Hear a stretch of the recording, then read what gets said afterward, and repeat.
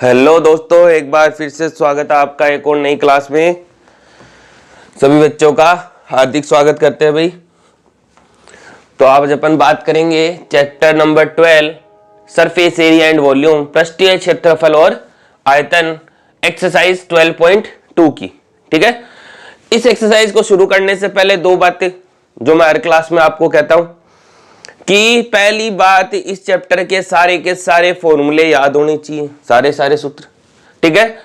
दूसरी बात, जब भी सिंगल फिगर हो तब सीएसए के सूत्र का इस्तेमाल करना है, और जब एक से ज्यादा फिगर हो, सॉरी उल्टा बोल दिया भाई, जब एक से ज्यादा फिगर हो तब तो सीएसए के सूत्र, वक्र पृष्ठ के सूत्रों का इस्तेमाल करना है, और जब अकेली फिगर हो, एक सिंगल आकृति हो, तब टीएसए के फॉर्मूले, कुल पृष्ठीय क्षेत्रफल के सूत्रों का इस्तेमाल करना है। आज बात करेंगे एक्सरसाइज 12.2। अब इसमें वो प्रॉब्लम नहीं है, क्यों? क्योंकि ये एक्सरसाइज पूरी की पूरी वॉल्यूम पर आधारित है, आयतन पर। तो आयतन का तो सीधा सीधा फॉर्मूला होता है। ठीक है, तो फॉर्मूला अप्लाई करना है और आंसर निकालना है।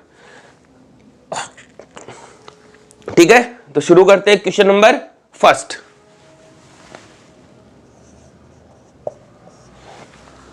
क्या दिया हुआ? एक solid in the shape of a cone standing on a hemisphere. एक सॉलिड जो है वो कौन की शेप का है। एक सॉलिड है वो कौन की शेप का है, ठोस जो कि कौन की शेप का है। स्टैंडिंग ऑन हेमिस्फीयर, जो हेमिस्फीयर के ऊपर रखा हुआ है। तो मैं भी रख देता हूं,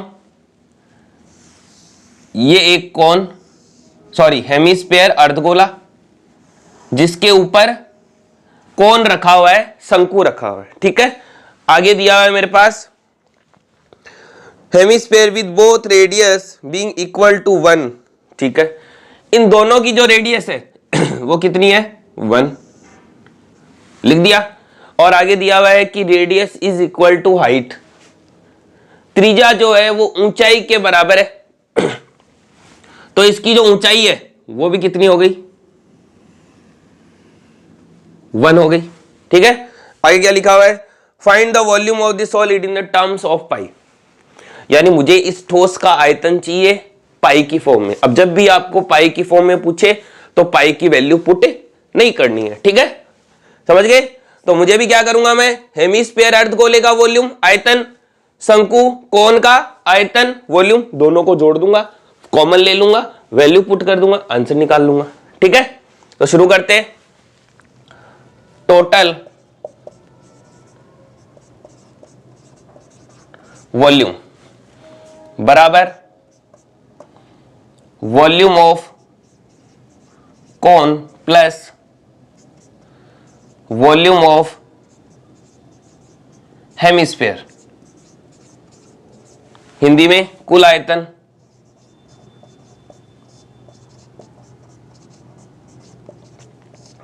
बराबर शंकु का आयतन प्लस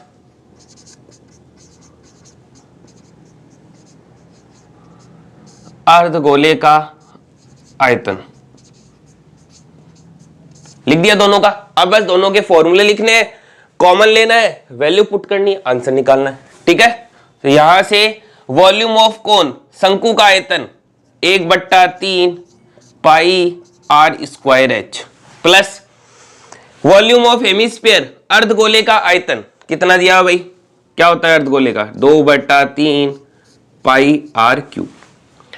क्वेश्चन में मुझे आर बराबर दे रखा है 1 त्रिज्या रेडियस, एच बराबर मुझे दे रखा है फिर से 1 हाइट ऊंचाई।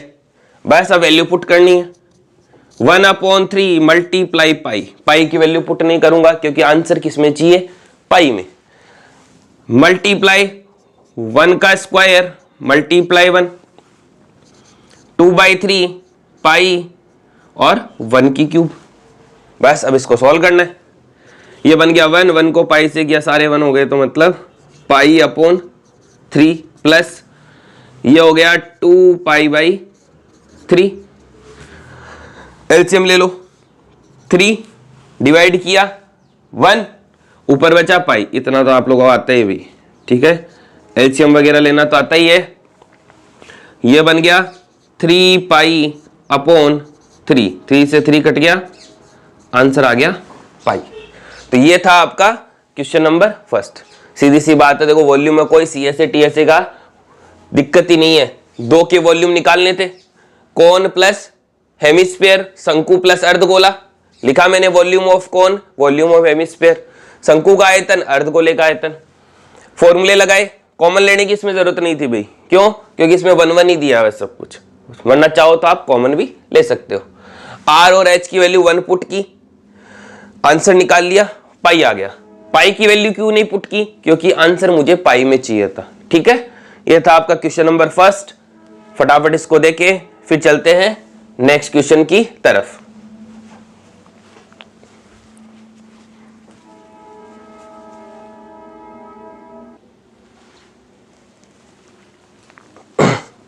इसके बाद चलते हैं नेक्स्ट क्वेश्चन की तरफ। Question number second. Question number second मुझे क्या दिया हुआ है कि एक इंजीनियरिंग स्टूडेंट है भाई, ठीक है, और एक मॉडल बना रहा है वो। और जो मॉडल है वो कैसा है? वो सिलेंडर की शेप का है, बेलन के जैसा। ये बेलन बना दिया। Attach to cone end of cylinder, यानी उसके दोनों तरफ एक एक सिलेंडर या बेलन लगा हुआ है, लगा दिया मैंने भी। आगे दिया हुआ है the diameter of the model, उस मॉडल का जो व्यास है, डायमीटर है, वो 3 है। तो रेडियस त्रिज्या कितनी हो गई? हाफ हो गई, 3/2। आगे and the length is 12 centimetre, इसकी पूरी जो लेंथ है, पूरी लंबाई जो है इस मॉडल की, वो है 12 सेंटीमीटर, लिख दिया। और हाइट ऑफ द कोन, कोन की जो हाइट है वो कितनी है? शंकु की ऊंचाई वो 2 दे रखी है, ये भी 2 है, लिख दिया। मुझे निकालना है फाइंड द वॉल्यूम, इसका वॉल्यूम निकालना भाई। ठीक है, इसका वॉल्यूम निकाल देते हैं भाई फटाफट। तो मैं क्या करूंगा, सीधी सी बात यही है, देखो इस कोन का वॉल्यूम, इस कोन का वॉल्यूम और इस सिलेंडर का वॉल्यूम, तीनों को क्या कर दें? जोड़ दें। तो जोड़ने से क्या आ जाएगा? टोटल वॉल्यूम आ जाएगा। फॉर्मूला अप्लाई करना है, कॉमन लेना है और आंसर आ जाएगा। उससे पहले ये देखो, ये टोटल अगर 12 है और ये कोन की 2 है और ये 2 है, तो 2 और 2 4, 2 2 4, तो बीच में कितनी बच गई? 8। तो यानी कि सिलेंडर की जो हाइट है, बेलन की ऊंचाई, वो कितनी हो गई? 8 हो गई। यानी कि मैं अगर मान लूं कोन की हाइट को, तो h1 मान लूं, h1 बराबर 2। ये तो किसके लिए है? कोन, कोन शंकु। उसके बाद h2, h2 भी इधर लिख दूं क्या? h2 बराबर 8, ये किसकी है? सिलेंडर, बेलन, लिख दिया। अब मुझे टोटल निकालना है। टोटल वॉल्यूम या आयतन कैसे आएगा देखते हैं। टोटल वॉल्यूम बराबर, शॉर्ट में लिखता हूं भाई, वॉल्यूम ऑफ कोन इसका plus volume of cylinder plus इस वाले कोन का वॉल्यूम ऑफ कोन, लिख दिया। तीनों को ऐड कर दिया हिंदी में।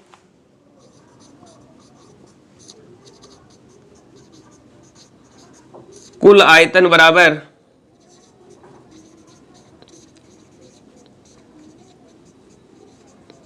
शंकु का आयतन प्लस बेलन का आयतन प्लस फिर से शंकु का आयतन, लिख दिया।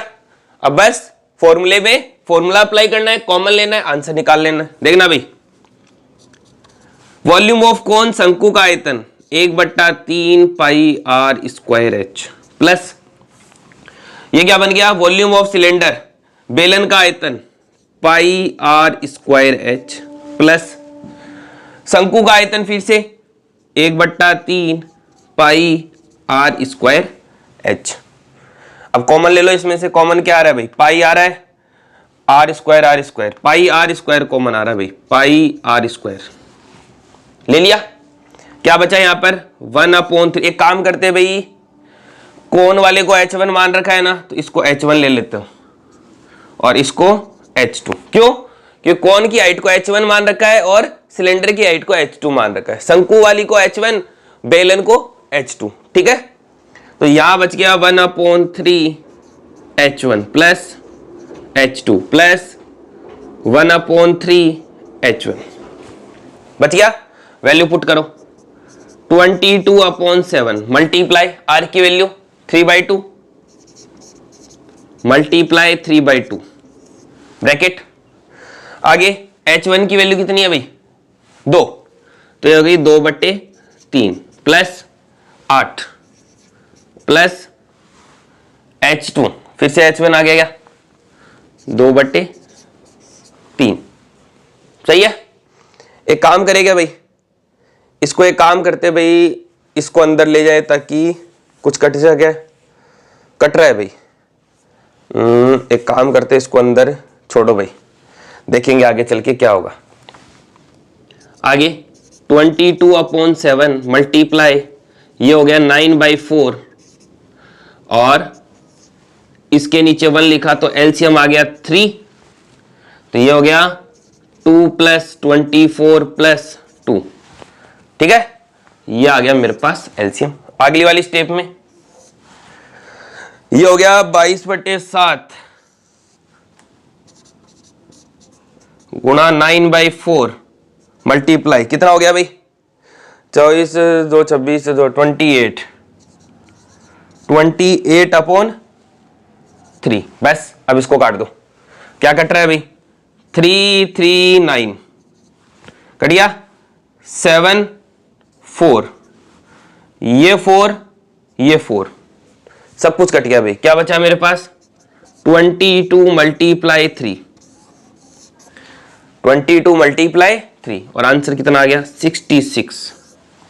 आंसर कितना आ गया 66 आ गया भाई। ठीक है, तो ये था आपका क्वेश्चन नंबर 2। कुछ नहीं किया भाई, देखो मैंने कि एक मॉडल बनाया हुआ था। फिर से देखो भाई, इसको एक मॉडल बनाया हुआ था जिसका सिलेंडर जैसा है, बेलन के जैसा, दोनों तरफ क्या लगा हुआ है कोन, शंकु लगा हुआ है, डायमीटर व्यास दिया हुआ है, त्रिज्या निकाल ली रेडियस, h1 = 2, कोन की हाइट शंकु की ऊंचाई 2 दे रखी थी, ये भी 2 हो गई। टोटल जो है वो टोटल 12 है, 12 है इसकी पूरी की पूरी लंबाई, तो बीच वाली कितनी बच गई 2 2 4 और बीच में 8, 2 2 4 और सेंटर में 8। फिर मेरे को क्या करना था वॉल्यूम निकालना है, तो मेरे पास जितनी भी फिगर है सबके वॉल्यूम को ऐड कर दिया, अगली स्टेप में कॉमन ले लिया और वैल्यूज पुट कर दी और इधर उधर करके आंसर निकाल लिया। तो मैंने भी देखो टोटल वॉल्यूम, इस कोन का वॉल्यूम, सिलेंडर का वॉल्यूम, कोन का वॉल्यूम, शंकु का आयतन, बेलन का आयतन, शंकु का आयतन। ठीक है, उसके बाद तीनों के फॉर्मूले रख दिए, पाई आर स्क्वायर कॉमन ले लिया, वैल्यू पुट कर दी, इन दोनों को मल्टीप्लाई किया, एलसीएम लिया, ये बचा और जो कट गए उनको काट दिया और आंसर 66 आ गया। ठीक है, तो ये थे आपके क्वेश्चन नंबर 1 एंड 2। क्लास अच्छी लगे आज के लिए बस इतना ही भाई, फिर मिलेंगे आपको नेक्स्ट क्लास में। क्लास अच्छी लगे तो चैनल को सब्सक्राइब करें, लाइक करें और शेयर करना ना भूलें भाई। ज्यादा से ज्यादा इसको शेयर करें, सब्सक्राइब भी करें ताकि और अच्छे कंटेंट आपको देने की कोशिश करें।